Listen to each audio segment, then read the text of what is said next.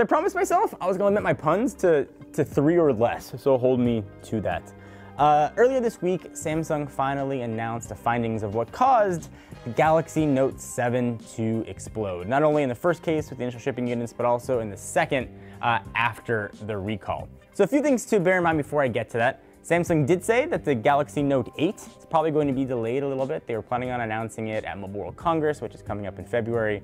So expect that to come out a few months later, but also that the Note line will live on. It's not going to be changed into a S8 Pro or anything. We will have follow-ups to the Galaxy Note line. So it did not go out in a blaze, that's one, of glory. So here's a short version of what happened. If you didn't know, the Galaxy Note 7's incredible phone, probably the best phone that I had ever tested. In fact, I went out and bought one. The thing started smoking, in some cases caught fire.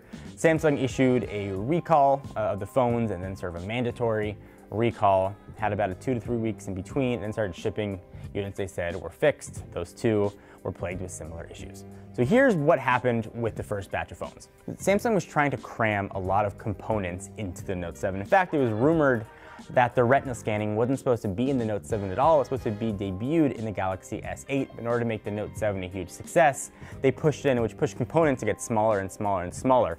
And obviously in Samsung's effort to try and make the batteries larger, they put in a larger battery than perhaps they should. First batch of batteries had a bit of a design flaw that made their electrodes prone to bending, and in some cases led to a breakdown in the separation between the positive and negative tabs. So that caused a short circuit. In some cases, these things just exploded.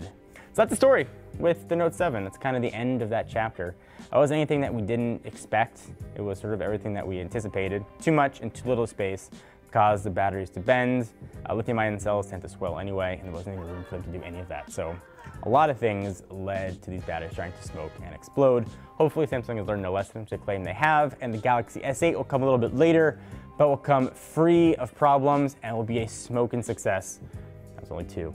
For Samsung. So what do you guys think? That ends the story of the Note 7. The Note 7 was my favorite phone. I was ready to use that for a very long time. That coral blue was hot and I enjoyed it, and I'm done with puns. Thank you guys for watching. I hope you enjoyed. Leave a comment down below. Till next time, I'm John Rettinger from Techno Buffalo.